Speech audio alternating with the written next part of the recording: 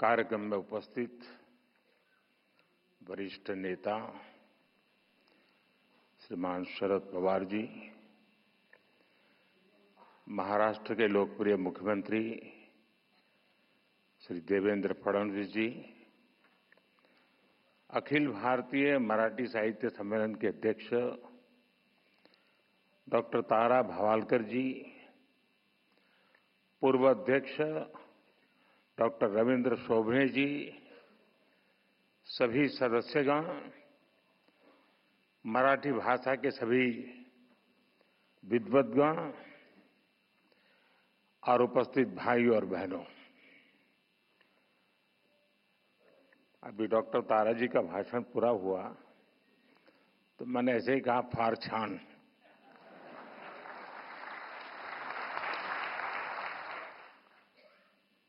तो उन्होंने मुझे गुजराती में जवाब दिया कि बड़े पर गुजराती आवड़े थे।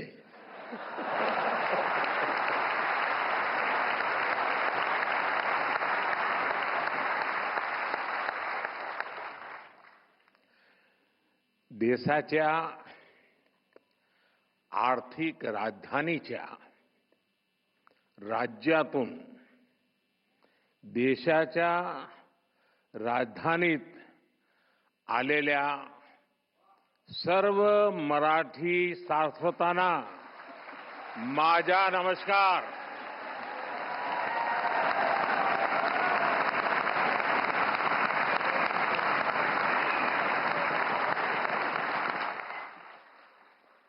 आज दिल्ली की धरती पर मराठी भाषा के इस गौरवशाली कार्यक्रम का आयोजन हो रहा है। अखिल भारतीय मराठी साहित्य सम्मेलन एक भाषा या राज्य तक सीमित आयोजन नहीं है। मराठी साहित्य के इस सम्मेलन में आजादी की लड़ाई की महक है। इसमें महाराष्ट्र और राष्ट्र की सांस्कृतिक विरासत है। ज्ञानोबा तुकारामांच्या मराठीला आज राजधानी दिल्ली अतिशय मनापासून अभिवादन करते हैं।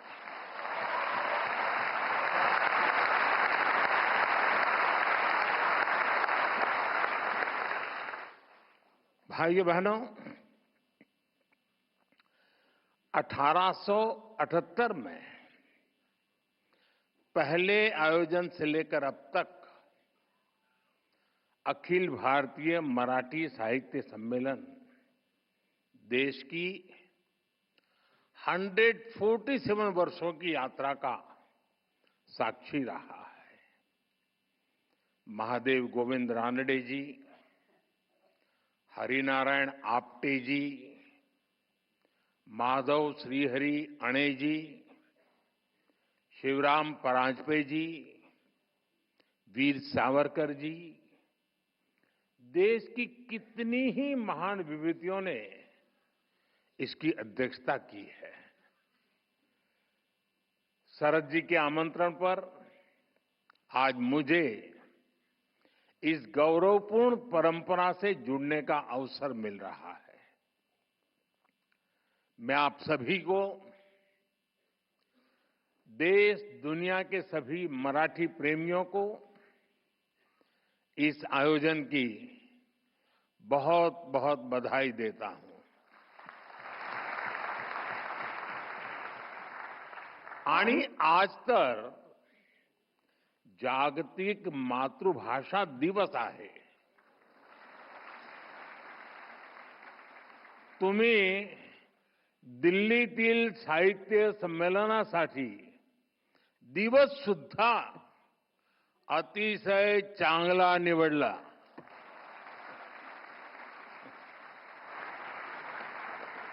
साथियों, मैं जब मराठी के बारे में सोचता हूं तो मुझे संत ज्ञानेश्वर का वचन याद आना बहुत स्वाभाविक है। माझ्या मराठीची बोलू कौतुके, परी अमृता तेही पैजासी जिंके। यानी मराठी भाषा अमृत से भी बढ़कर मीठी है। इसलिए मराठी भाषा और मराठी संस्कृति के प्रति मेरा जो प्रेम है, आप सब उससे भली भांति परिचित है। मैं आप विद्वानों की तरह मराठी में उतना प्रवीण तो नहीं हूं, लेकिन मराठी बोलने का प्रयास, मराठी के नए शब्दों को सीखने की कोशिश मैंने निरंतर की है। साथियों, ये मराठी सम्मेलन एक ऐसे समय हो रहा है जब छत्रपति शिवाजी महाराज के राज्याभिषेक के 350 वर्ष पूरे हुए हैं, जब पुण्य श्लोक अहिल्याबाई होलकर जी की जन्म जयंती के 300 वर्ष हुए हैं, और कुछ ही समय पहले बाबा साहब अंबेडकर के प्रयासों से बने हमारे संविधान ने भी अपने 75 वर्ष पूरे किए हैं। साथियों, आज हम इस बात पर भी गर्व करेंगे कि महाराष्ट्र की धरती पर मराठी भाषी एक महापुरुष ने 100 वर्ष पहले राष्ट्रीय स्वयंसेवक संघ का बीज बोया था। आज ये एक वटवृक्ष के रूप में अपना शताब्दी वर्ष मना रहा है। वेद से विवेकानंद तक भारत की महान परंपरा और संस्कृति को नई पीढ़ी तक पहुंचाने का एक संस्कार यज्ञ राष्ट्रीय स्वयंसेवक संघ पिछले 100 वर्ष से चला रहा है। मेरा सौभाग्य है कि मेरे जैसे लाखों लोगों को आरएसएस ने देश के लिए जीने की प्रेरणा दी है, और संघ के ही कारण मुझे मराठी भाषा और मराठी परंपरा से जुड़ने का भी सौभाग्य प्राप्त हुआ। इसी कालखंड में कुछ महीने पहले मराठी भाषा को अभिजात भाषा का दर्जा दिया गया है। देश और दुनिया में 12 करोड़ से ज्यादा मराठी भाषी लोग हैं। मराठी को अभिजात भाषा का दर्जा मिले, इसका करोड़ों मराठी भाषियों को दशकों से इंतजार था। ये काम पूरा करने का अवसर मुझे मिला। मैं इसे अपने जीवन का बड़ा सौभाग्य मानता हूं। माननीय विद्वद्जन, आप जानते हैं, भाषा केवल उसके संवाद का माध्यम पर नहीं होती है। हमारी भाषा हमारी संस्कृति की संवाहक होती है। ये बात सही है कि भाषाएं समाज में जन्म लेती है, लेकिन भाषा समाज के निर्माण में उतनी ही अहम भूमिका निभाती है। हमारी मराठी ने महाराष्ट्र और राष्ट्र के कितने ही मनुष्यों के विचारों को अभिव्यक्ति देकर हमारा सांस्कृतिक निर्माण किया है। इसलिए समर्थ रामदास जी कहते थे, मराठा तीतू का मेळवावा, महाराष्ट्र धर्म वाढवावा, आहे तितके जतन करावे, पुढे आणीक मिळवावे, महाराष्ट्र राज्य करावे. जिकडे तिकडे मराठी एक संपूर्ण भाषा है. इसलिए मराठी में शूरता भी है, वीरता भी है. मराठी में सौंदर्य भी है, संवेदना भी है, समानता भी है, समरसता भी है. इसमें आध्यात्म के स्वर भी है और आधुनिकता की लहर भी है. मराठी में भक्ति भी है, शक्ति भी है और युक्ति भी है.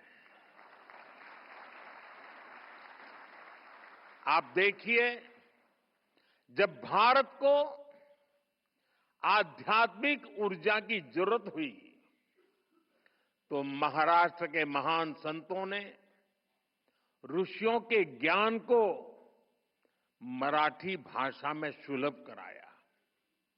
संत ज्ञानेश्वर, संत तुकाराम, संत रामदास, संत नामदेव, संत तुकडोजी महाराज, गाडगे बाबा, गोरा कुमार और बहिणाबाई, महाराष्ट्र के कितने ही संतों ने भक्ति आंदोलन के जरिए मराठी भाषा में समाज को नई दिशा दिखाई.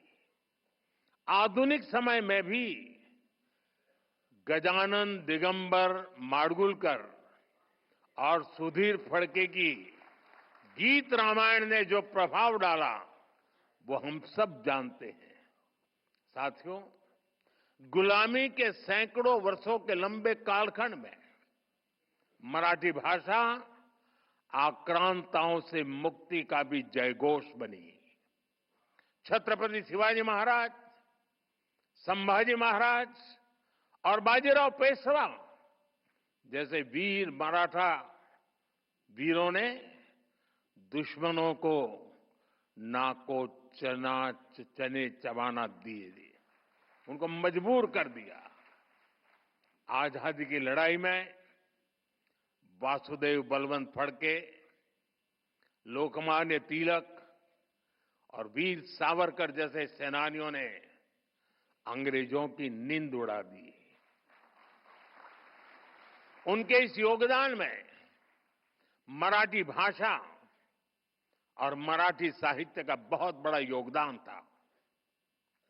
केसरी और मराठा जैसे समाचार पत्र, कवि गोविंदाग्रजी की ओजस्वी कविताएं, राम गणेश गडकरी के नाटक, मराठी साहित्य से राष्ट्र प्रेम की जो धारा निकली उसने पूरे देश में आजादी के आंदोलन को सींचने का काम किया.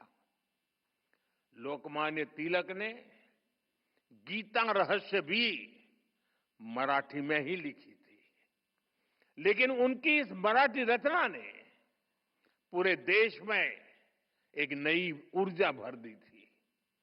साथियों, मराठी भाषा और मराठी साहित्य ने समाज के शोषित, वंचित वर्ग के लिए सामाजिक मुक्ति के द्वार खोलने का भी अद्भुत काम किया है.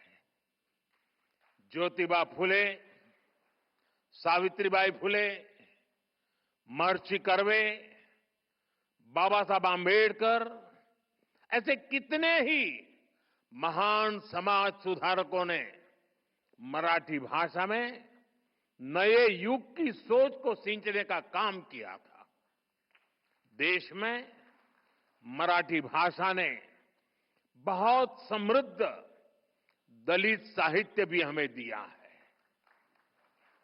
अपने आधुनिक चिंतन के कारण मराठी साहित्य में विज्ञान कथाओं की भी रचनाएं हुई हैं. अतीत में भी आयुर्वेद, विज्ञान और तर्कशास्त्र में महाराष्ट्र के लोगों ने अद्भुत योगदान दिया है. इसी संस्कृति के कारण महाराष्ट्र ने हमेशा नए विचारों और प्रतिभाओं को भी आमंत्रित किया और महाराष्ट्र ने इतनी प्रगति की है। हमारी मुंबई महाराष्ट्र ही नहीं बल्कि पूरे देश की आर्थिक राजधानी बनकर उभरी है। और भाइयों बहनों, जब मुंबई का जिक्र आया है तो फिल्मों के बिना न साहित्य की बात पूरी होगी और न मुंबई की। ये महाराष्ट्र और मुंबई ही है जिसने मराठी फिल्मों के साथ साथ हिंदी सिनेमा को ये ऊंचाई दी है। और इन दिनों तो छावा की धूम मची हुई थी।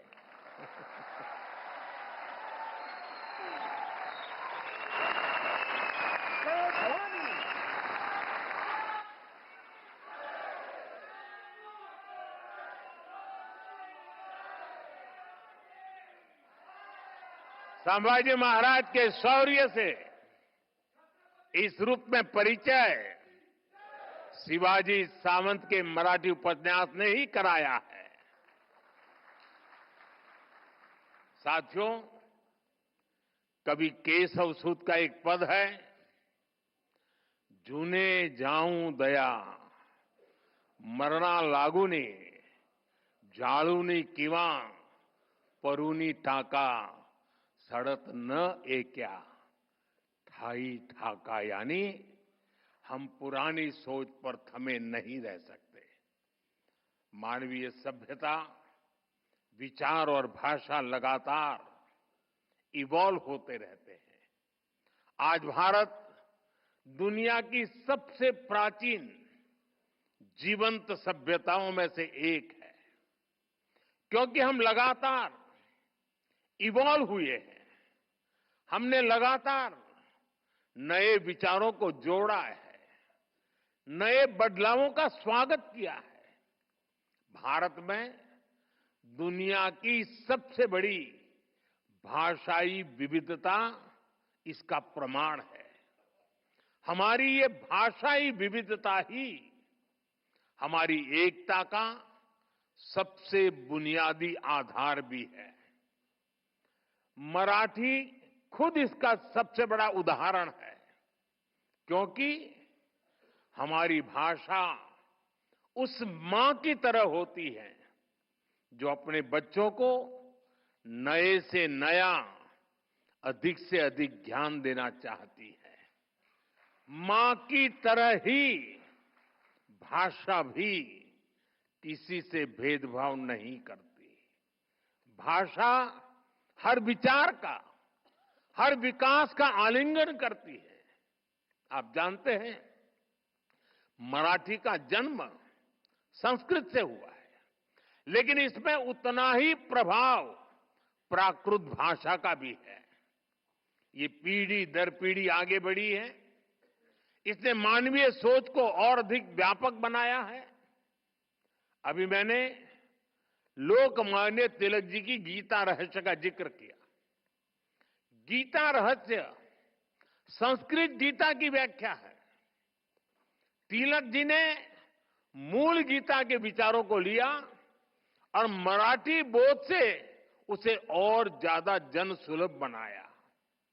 ज्ञानेश्वरी गीता में भी संस्कृत पर मराठी में टिप्पणी लिखी गई। आज वही ज्ञानेश्वरी देश भर के विद्वानों और संतों के लिए गीता को समझने के लिए एक मानक बन गई है। मराठी ने दूसरी सभी भारतीय भाषाओं से साहित्य को लिया है और बदले में उन भाषाओं को भी समृद्ध किया है। जैसे कि भार्गवराम विठ्ठल बरेकर जैसे मराठी साहित्यकारों ने आनंद मठ जैसी कृतियों का मराठी अनुवाद किया। विंदा करंदीकर, इनकी रचनाएं तो कई भाषाओं में आई। उन्होंने पन्नाधाय, दुर्गावती और रानी पद्मिनी के जीवन को आधार बनाकर रचनाएं लिखी। यानी भारतीय भाषाओं में कभी कोई आपसी वैर नहीं रहा। भाषाओं ने हमेशा एक दूसरे को अपनाया है, एक दूसरे को समृद्ध किया है। साथियों, कई बार जब भाषा के नाम पर भेद डालने की कोशिश की जाती है तो हमारी भाषाओं की साझी विरासत ही उसका सही जवाब देती है। इन भ्रमों से दूर रहकर भाषाओं को समृद्ध करना, उन्हें अपनाना, ये हम सबका सामूहिक दायित्व है। इसलिए आज हम देश की सभी भाषाओं को मेन स्ट्रीम लैंग्वेज के रूप में देख रहे हैं। हम मराठी समेत सभी प्रमुख भाषाओं में शिक्षा को बढ़ावा दे रहे हैं। अब महाराष्ट्र के युवा मराठी में हायर एजुकेशन, इंजीनियरिंग और मेडिकल की पढ़ाई वहां का युवा आसानी से कर सकेंगे। अंग्रेजी न जानने के कारण प्रतिभाओं की उपेक्षा करने वाली सोच को हमने बदल दिया है। साथियों, हम सब कहते हैं कि हमारा साहित्य समाज का दर्पण होता है। साहित्य समाज का पथ प्रदर्शक भी होता है। इसलिए साहित्य सम्मेलन जैसे कार्यक्रमों की, साहित्य जैसे जुड़ी संस्थाओं की देश में बहुत अहम भूमिका होती है। गोविंद रानडे जी, हरिनारायण आप्टे जी, आचार्य अत्रे जी, वीर सावरकर जी, इन महान विभूतियों ने जो आदर्श स्थापित किए, मैं आशा करता हूं अखिल भारतीय मराठी साहित्य महामंडल उन्हें और आगे बढ़ाएगा। 2027 में साहित्य सम्मेलन की इस परंपरा को 150 वर्ष पूरे होंगे और तब 100वां सम्मेलन होगा। मैं चाहूंगा आप इस अवसर को विशेष बनाएं। इसके लिए अभी से तैयारी करें। कितने ही युवा आजकल सोशल मीडिया के जरिए मराठी साहित्य की सेवा कर रहे हैं। आप उन्हें मंच दे सकते हैं, उनकी प्रतिभा को पहचान दे सकते हैं। ज्यादा से ज्यादा लोग मराठी सीखें, इसके लिए आप ऑनलाइन प्लेटफॉर्म को, भाषिणी जैसे इनिशिएटिव्स को बढ़ावा दें। मराठी भाषा और साहित्य को लेकर युवाओं के बीच प्रतियोगिताओं का आयोजन भी किया जा सकता है।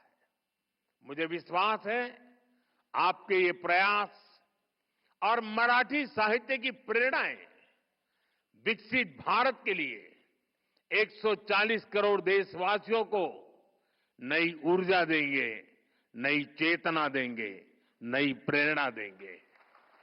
आप सभी महादेव गोविंद रानडे जी, हरिनारायण आप्टे जी, माधव श्री हरि अणे जी, शिवराम परांजपे जी जैसे महान व्यक्तित्वों की महान परंपरा को आगे बढ़ाएं। इसी कामना के साथ आप सभी का एक बार फिर बहुत बहुत धन्यवाद।